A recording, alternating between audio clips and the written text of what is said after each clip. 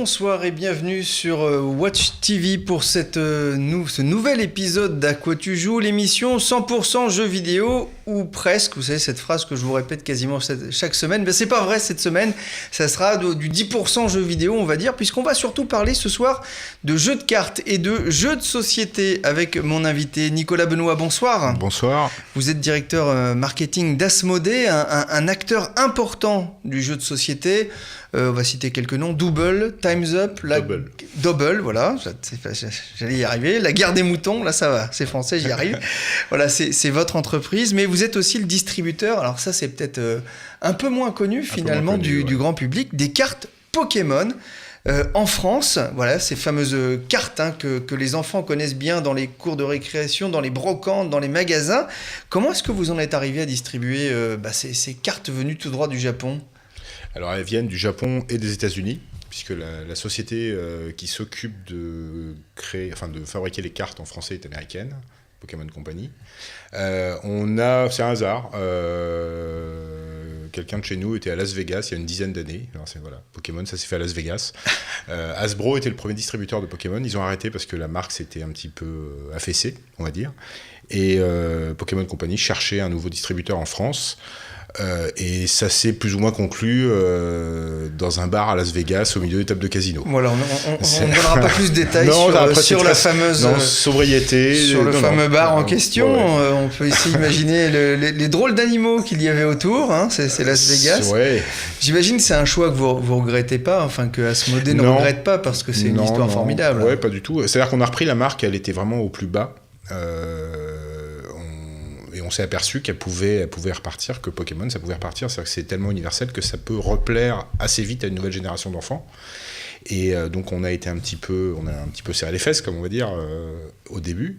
Et c'est reparti. Et depuis 2003, ça continue à vivre et à être une grosse licence pour les enfants. Vous distribuez combien de cartes chaque année en France ? Alors, c'est compliqué à estimer. On va dire à peu près... Il y a 4 extensions tous les ans.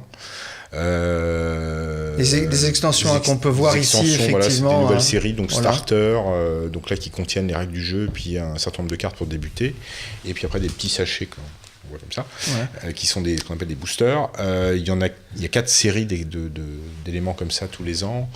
On va dire à peu près 80 millions de cartes tous les ans, en gros. Voilà. Et en tout, en 2012... 20 milliards de cartes ont été distribuées dans 73 pays, c'est un chiffre qu'on peut trouver. Voilà, ça fait, 3 cartes par habitant, c'est ça, voilà, pour imaginer.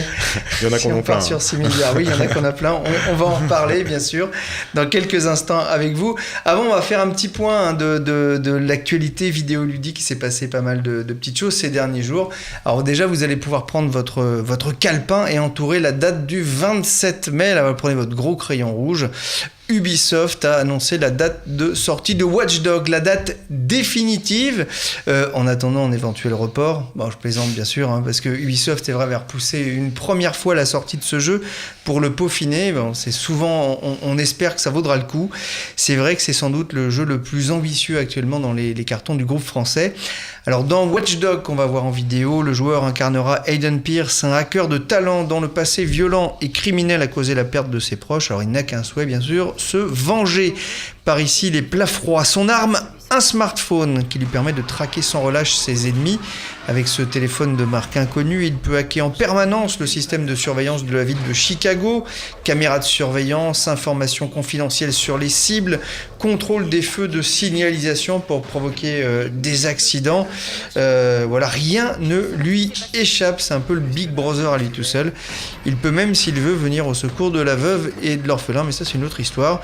Le jeu sortira sur Xbox One, Xbox 360, PC, mais aussi sur les machines de Sony. Et ceux qui achèteront Watch Dogs sur PlayStation 3 ou PlayStation 4 auront accès à 60 minutes de gameplay supplémentaires, annonce Ubisoft. Voilà, si vous avez les deux machines et que vous hésitez, ça peut peut-être vous faire opter peut-être pour la console de Sony. Bah, je vous rappelle la date de sortie, le 27 mai.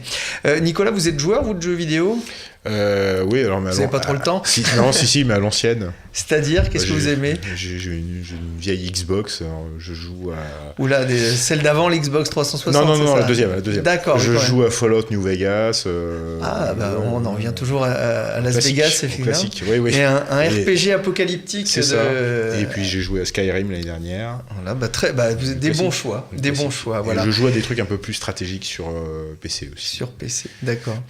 Alors, autre jeu très attendu par la communauté, et notamment celle de l'anneau, si je puis dire, c'est la suite des aventures de Bilbon en Lego avec Lego le Hobbit. Warner Bros a publié une nouvelle bande-annonce que vous êtes en train de découvrir.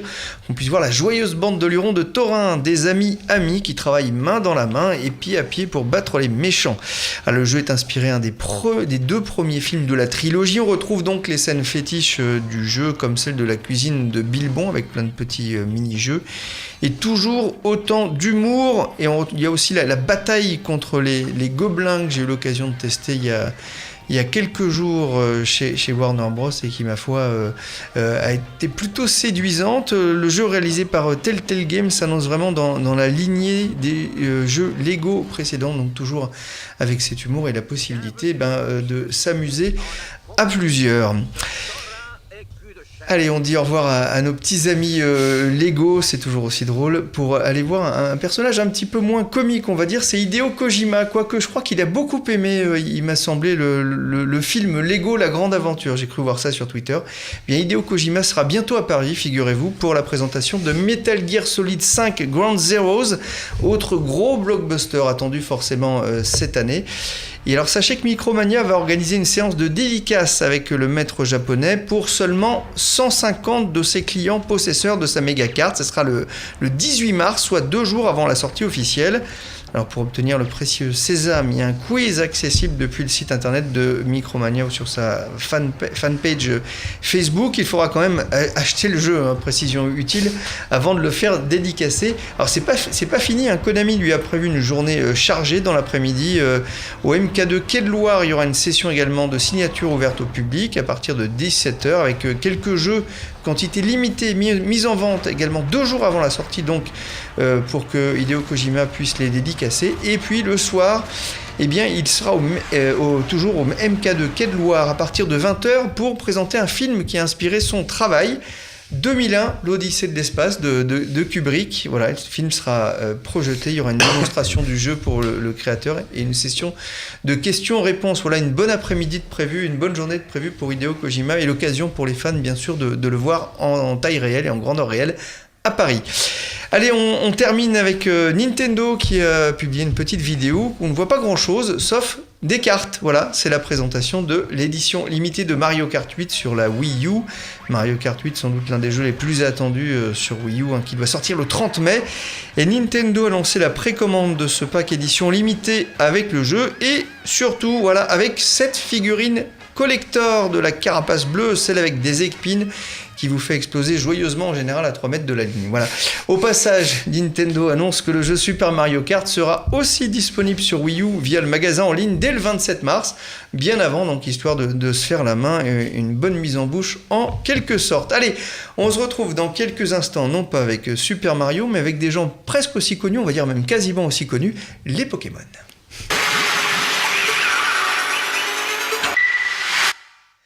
Nicolas Benoît, vous êtes donc directeur marketing d'Asmodée. En quelques mots, est-ce qu'on peut rappeler ce qu'est Asmodée aujourd'hui ? Alors Asmodée, c'est un éditeur et un développeur et un distributeur de jeux de société. C'est le premier éditeur de jeux français. On est, je vais parler un peu du marché, on est le 7e intervenant sur le marché du jouet en France, derrière les géants américains, danois et allemands, on va dire. Et donc on est la première entreprise française sur le marché du jouet. Notre spécificité, c'est qu'on ne fait que du jeu de société, qu'on développe nous-mêmes ou qu'on distribue. Donc on a un vrai savoir-faire et un vrai amour pour ce produit. Avec donc ces cartes Pokémon, voilà, dont vous êtes le distributeur. Là, exactement. Voilà. Et les cartes Pokémon, c'est un jeu aussi. C'est un jeu, faut le préciser. Alors, parce qu'effectivement, on se dit, c'est mignon, comme ça, on a quelques cartes. Voilà, allez, hop, on en a ouvert un blister. Voilà, on a Ponchio, si on peut voir avec la petite caméra au-dessus. Ponchio, Brossellum, par exemple, ou Sucroquin. Voilà, des cartes énergie, Marisson. Enfin, il y a plein de cartes différentes. On retrouve effectivement le bestiaire de Pokémon, mais alors qu'est-ce qu'on peut faire avec ce jeu de cartes ? Alors on reproduit en fait le schéma classique de Pokémon, on incarne un dresseur et on va affronter d'autres dresseurs dans des joutes de Pokémon. Donc le jeu consiste à faire venir son Pokémon préféré dans une arène qui va combattre le Pokémon de l'autre. On va pouvoir booster ce Pokémon avec des bonbons, enfin des choses qui vont lui donner plus de force, des attaques spéciales, etc. Et l'idée c'est qu'il faut essayer de choisir quel Pokémon on va utiliser en face du Pokémon adverse, parce qu'il y en a qui sont plus vulnérables au froid, au feu, etc. C'est stratégique. Donc c'est assez stratégique. Quand vous perdez, quand votre Pokémon n'a plus de points de vie, il retourne à la case repos, et on peut en envoyer un autre dans l'arène qui va à nouveau affronter celui de l'adversaire. Parce que ça, c'est important aussi, parce que c'est un jeu qui plaît énormément aux enfants, on va y revenir dans les cours de récré. Ouais. Voilà, les Pokémon ne meurent pas. Ça, c'est une bonne nouvelle. Ouais, ils sont fatigués, mais ils ne meurent pas. C'est un univers qui est malgré tout... c'est pour ça que ça plaît aux enfants et que ça plaît aussi aux parents. C'est parce que c'est un univers qui est très doux, entre guillemets. C'est-à-dire qu'il y a des combats, mais ça reste toujours fair-play, amical. On se bat pour savoir qui est le plus malin, le plus fort, mais c'est jamais à mort ou c'est jamais pour se faire du mal. Alors, c'est plus du sport, en fait. Voilà, c'est un phénomène de cours de récréation, mais qui dure depuis des années maintenant. Ah oui, les cartes, ça dure. Les premières cartes sont sorties en France en 99. Donc il y a eu ce trou noir dont je vous ai parlé avant qu'on aille boire un coup à Las Vegas avec Pokémon Company. Donc ça a duré de 99 à 2001, on va dire. Et après, il y a eu un trou noir. Et après, depuis 2003, c'est reparti et c'est flamboyant. Combien de cartes il existe aujourd'hui si on veut avoir la collection complète ? La complète, la totale, je suis pas sûr qu'il y ait quelqu'un au monde qui l'ait, mais sur toutes les extensions parues, toutes les générations, c'est difficile à estimer, mais entre 3000 et 4000 cartes différentes. Donc peut-être qu'il y a des gens qui ont tout, au Japon, aux États-Unis, en France, je ne sais pas, mais... Alors, on va voir une petite vidéo, juste un bout, parce qu'elle dure, je crois, plus de 15 minutes, voilà. Il y a des fanas sur Internet, sur YouTube, les fameux YouTubers. Voilà, des vidéos de 15 minutes vues plus de 40 000 fois, de gars qui filment leur collection ou l'ouverture d'un blister. Alors lui, il s'appelle Darkofeu022, il va peut-être se reconnaître. Voilà, il a montré sa collection pour fêter son bac. Cette vidéo a été vue plus de 220 000 fois. C'est un habitué, il en fait beaucoup. Notamment où on voit les ouvertures de comme on a fait. Il faut imaginer que si j'ouvre ce paquet de cartes à collectionner, je vais peut-être avoir 200 000 personnes qui vont regarder cette vidéo. Ça répond à un cérémonial très précis. C'est incroyable. Cette communauté. Ouais, c'est une grosse communauté parce que les gens sont unis par cet univers qui est très fort, qui est prolongé par le jeu vidéo, la série télé. Il y a beaucoup d'affect. Les gens qui jouaient à Pokémon il y a une dizaine d'années, ils aiment toujours les Pokémon. Alors peut-être personnellement, au bureau, on a des gens qui jouent à Pokémon sur DS et qui sont fans. Ils ont quel âge ? Je vais pas leur dire, mais... il n'y a pas d'âge, en fait, pour s'amuser avec les Pokémon. Mon ami Erwan se reconnaîtra, il a plus de 30 ans, on va dire. D'accord. et alors, justement, on voit beaucoup... Ces cartes ont beaucoup de valeur émotionnelle. Là aussi, il y a un marché de l'occasion qui se développe ? Oui, un petit peu forcément, parce qu'il y a plein de moyens de vendre des choses, que ce soit les sites web d'enchères ou ce genre de choses, mais ça n'a pas pris les proportions qu'on pourrait retrouver sur d'autres types de collections. Je parle d'un jeu qui s'appelle Magic, notamment, que vos spectateurs connaissent peut-être, où là, il y a des prix qui flambent de manière complètement délirante. C'est pas du tout le cas sur Pokémon. Ça reste un jeu familial pour les enfants qui porte des valeurs assez saines et pas des valeurs d'enrichissement ou de spéculation. Alors on le disait, il y a des sorties régulièrement avec une nouvelle génération disponible depuis février. Voilà, vous nous en avez amené des starter packs. Ouais. Et des boosters. Alors, en français, vous êtes sympa, vous avez même fait un guide à destination des enfants, pour décrypter les Pokémon. Ah non, c'est pour les parents, les enfants ils savent, c'est pour les parents. Pour les parents, donc pour moi. Alors le starter pack, le booster, c'est quoi ? Alors le starter, c'est cette grosse boîte qu'on voit, qui contient les règles du jeu, parce que je rappelle, c'est un jeu, et tous les éléments pour jouer, notamment un plateau qui figure l'arène dans lequel on va s'affronter. Donc ça contient une 60aine de cartes cartes qui sont toujours les mêmes, c'est-à-dire si vous achetez le starter Vitalité, vous aurez toujours les mêmes cartes. Donc il faut en acheter un seul. D'accord, et pas les 3. On peut aussi. Ces deux-là sont différents. Parce que oui. Et en fait, c'est la thématique du contenu qui change. Et après, vous achetez des boosters qui contiennent une dizaine de cartes et dans lesquels vous avez des cartes qui sont réparties aléatoirement. D'accord. C'est ce qui fait la joie des youtubeurs quand ils ouvrent leur booster. Voilà, pour la découverte de ce qu'il y a dedans. C'est un ça. peu. Alors, pour faire une analogie, pour savoir si on avait Patrick Révelli avec le Saint-Etienne, c'est un peu l'idée. C'est un peu l'idée. Ouais. Je vois qu'on a le même âge. Très rare, voilà. Saint-Etienne 76, c'était bien ça. C'est ça. Alors là, par exemple, on a Oblitération, donc avec. Ce qui est important, c'est que dans chacun de ces starters, il y a un Pokémon plus puissant, c'est ça celui qui va attirer les enfants. Alors oui. Alors là, on est un petit peu dans le marketing, on va dire, mais disons que en fait, les cartes ont différents niveaux de rareté et de puissance. Il y a des Pokémon qui sont plus forts que les autres. Ce qui ne veut pas dire que les plus faibles ne jouent jamais, n'interviennent jamais dans les duels, parce qu'ils ont quand même des particularités. Ils peuvent aller sur des vulnérabilités des Pokémon les plus puissants. Donc c'est là que la stratégie intervient. Ouais. Là, par exemple, dans ce petit booster qu'on a ouvert, il y a Cabriolène, qui est une carte rare, c'est-à-dire que vous la trouverez, la fréquence de chance de la trouver est assez réduite. Donc c'est ce que voilà. Oui, enfin il y en a une dans chaque booster en fait. Hein. D'accord. Donc en fait, je sais plus ce que je voulais dire. Il y a différents niveaux de rareté dans les cartes et différents niveaux de puissance. Et donc il y a des Pokémon qu'on appelle Pokémon X, qui sont les Pokémon les plus costauds, les plus forts, qui ont beaucoup de points de vie, qui ont des attaques impressionnantes, mais qui peuvent quand même se faire battre par des Pokémon un peu plus faibles, qui les titillent sur leur vulnérabilité. Ouais, parce que forcément, si quelqu'un n'a dans son jeu que des cartes rares et puissantes, il est imbattable. Ouais, il est imbattable, mais en fait, c'est pas aussi simple que ça. C'est-à-dire qu'il y a beaucoup de championnats, de tournois. Il y a un championnat du monde tous les ans aux États-Unis, soit à San Diego, soit à Hawaï, qui réunit près de 500 joueurs venus du monde entier. Donc il y a un gros événement. Et là, les meilleurs joueurs sont ceux qui connaissent mieux le jeu. C'est pas ceux qui ont acheté le plus de cartes. Alors, parmi les nouveautés dans ces decks sortis au mois de février, il y a des Pokémon de type fée. Alors, à quoi ils servent ? C'est des fées. Donc, en fait, les Pokémon, pour ceux qui ne connaissent pas, ont plusieurs types, hein, feu, métal, eau, donc qui représentent leur affinité et les protections et les attaques qu'ils peuvent avoir. Et donc, des Pokémon liés à la nature qui sont un peu moins guerrière, on va dire. Et donc c'est l'introduction d'un nouveau type, c'est intéressant, les enfants découvrent une nouvelle manière de jouer avec ça. Quand on pense fée, on pense tout de suite robe à fleurs, fille. C'est pour essayer de trouver de progresser auprès de la gente féminine. Oui, je suis pas dans les secrets du marketing qui se met en place au Japon, mais ça répond à une volonté de... Il y a toujours eu des Pokémon très doux, avec des rondoudous qui étaient tout roses, un gros nounours, machin. Enfin, il y a toujours eu des Pokémon comme ça. Ça continue dans cette tradition. Effectivement, ça peut plaire un petit peu plus aux filles que les Pokémon très virils et très masculins, très guerriers qu'on peut aussi trouver.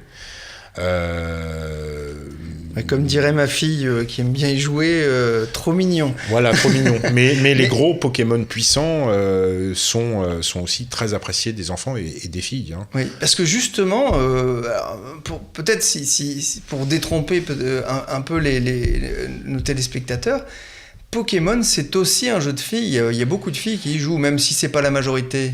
Oui, il y a à peu près 30 à 40% de petites filles qui collectionnent ou qui jouent à Pokémon, donc qui ont une affinité particulière pour cet univers. Je connais pas les chiffres de vente du jeu console, mais on doit être dans les mêmes proportions aussi. Hein. C'est un univers qui est pas unisexe, qui touche vraiment toutes les parties de la population. C'est ce qui explique le succès de ces drôles de bébêtes. En partie, avec aussi les valeurs que véhicule l'univers Pokémon. Donc, ce que je disais, c'est un monde où on s'affronte, mais avec fair play, c'est du sport. C'est-à-dire qu'on se combat, les Pokémon se combattent dans des arènes avec des spectateurs. C'est un grand match de boxe avec plein de super pouvoirs. Les Pokémon volent, ils balancent des éclairs, etc. Donc c'est très, très spectaculaire. Et il y a des valeurs d'opiniâtreté, d'effort, d'entraînement. Ça véhicule ces valeurs-là, donc c'est plutôt intéressant. C'est ceux qui travaillent, qui s'entraînent, qui passent outre des difficultés, qui progressent et qui gagnent. Alors, il y a aussi un phénomène d'échange, j'imagine, entre les enfants. Oui. Forcément, on a des doubles, ça arrive souvent. Mon Patrick Révelli contre votre Rocheteau. Voilà. Dans certaines écoles, les directeurs ont tendance à interdire les cartes en raison de conflits qui peuvent naître entre certains enfants. Alors, c'est pas valable que pour les cartes Pokémon, forcément, c'est un peu valable pour tous. C'est un souci, c'est quelque chose... Non, c'est dans l'ordre des choses naturelles. C'est-à-dire que les enfants, que ce soit des Pokémon, des billes...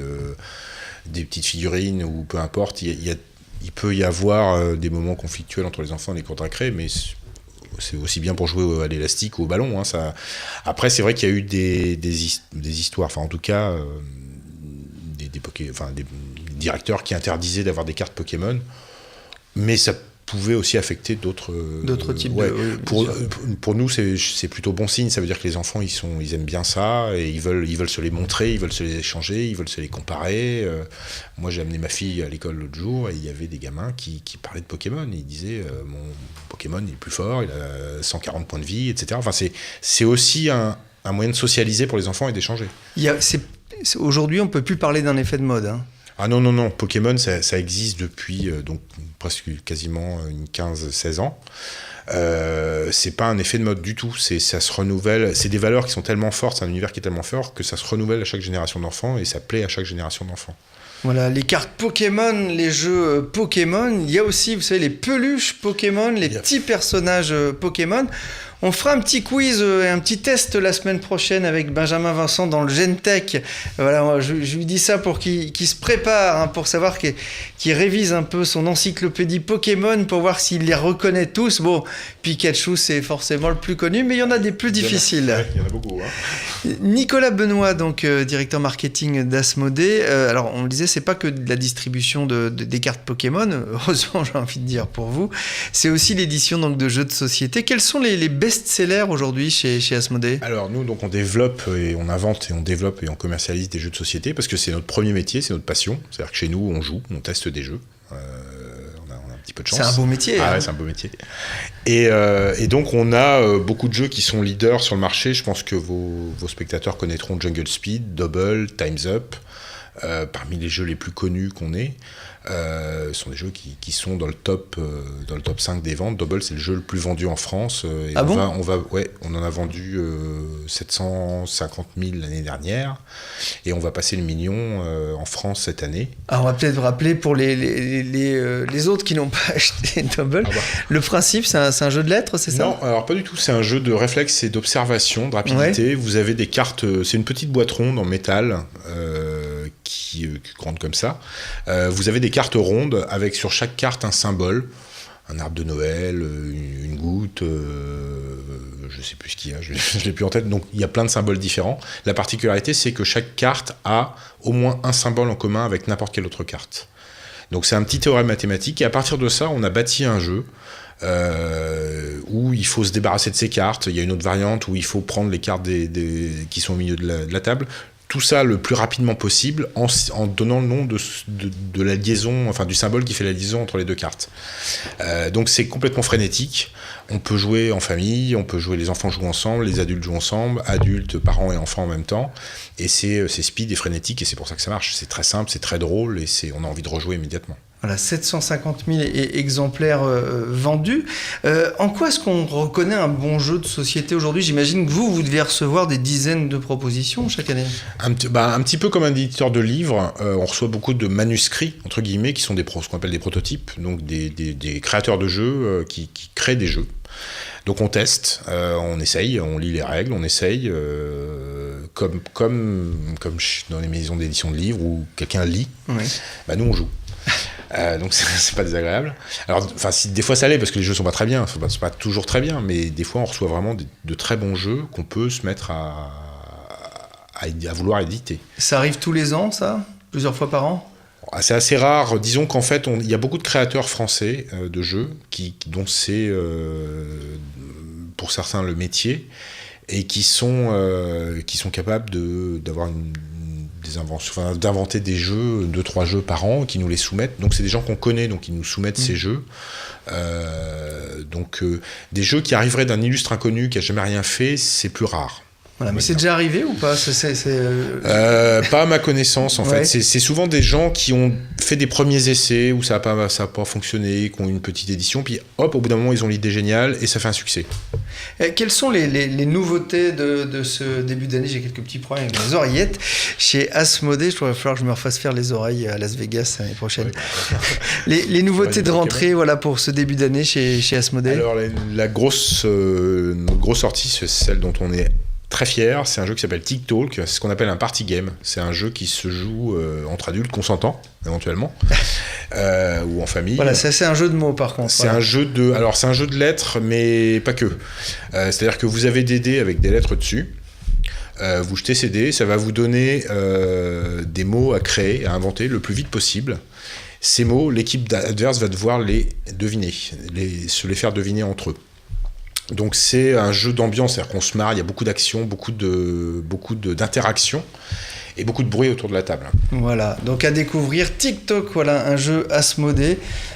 Si vous ne savez pas quoi faire de vos longues soirées d'été, parce que les longues soirées d'hiver, c'est terminé. Avant de se quitter, je voudrais vous parler de 2 petits jeux cette semaine. On va d'abord commencer avec un jeu qui plaît en général à ceux qui jouent au Pokémon. Il s'agit d'Inazuma Eleven 3. Les ogres attaquent le foot comme vous ne le verrez jamais, pas même au Brésil cet été, quoique parfois on a l'impression que l'équipe de France vient de l'espace. Enfin, c'était plutôt à Krishna ça.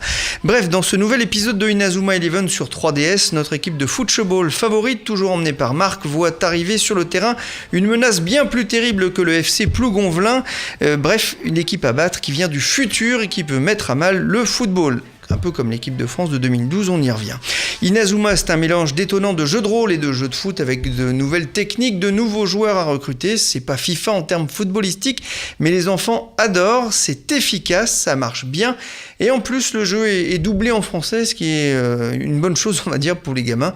C'est pas une révolution, mais en attendant le mondial, voilà, il y a de quoi s'amuser avec un jeu de foot assez particulier. Je vais terminer avec un jeu qui n'est pas pour les petits, qui est plutôt pour les plus grands, qui s'appelle Blackguard sur PC et Mac. Un jeu de rôle étonnant, imaginé par Deadlick, qui est plutôt un spécialiste du point and click à l'ancienne, et c'est pas péjoratif. Alors ça se voit, dans ce jeu de rôle, donc, ne vous attendez pas à des combats contre des hordes de méchants, il faut plutôt s'installer, se positionner et éliminer les ennemis, c'est du tour par tour. C'est stratégique. Pour tout dire, le début on est presque déprimant quand on se fait tuer par de gros cancrelats sortis d'un puits que l'on n'a pas repouché assez vite. Rien à voir avec le décor noir ni les âmes noires aussi des compagnons de notre héros accusé de meurtre, mais il ne faut pas s'y attarder car ce Blackguards a beaucoup de bonnes idées à offrir aux fans de jeux vidéo, et d'abord une histoire et un scénario vraiment prenants, mais aussi un arbre de compétences et d'une richesse que j'ai rarement vu dans un jeu vidéo, ce qui le rend encore plus complexe. On voit nos personnages gagner en puissance et en pouvoir. Alors le problème, c'est que les ennemis eux aussi. Alors je vous souhaite en tout cas beaucoup de plaisir et de bonne chance avec le premier troll croisé au coin d'un bois. Voilà, pas commode l'animal. Merci Nicolas, merci Benoît, Asmodée. Merci à vous de permettre de jouer, de nous amuser en famille et entre amis. La semaine prochaine dans À quoi tu joues, on retrouvera l'autre Nicolas Gavet pour le test du nouveau Castlevania, et Pierre Guilandi de Konami France qui viendra nous présenter The Lords of Shadow 2. D'ici là, amusez-vous bien. Et si vous avez une demi-heure, n'oubliez pas que vous pouvez nous retrouver cette émission en replay sur Watch TV ou la télécharger tant que ça se termine sur iTunes. Bye bye.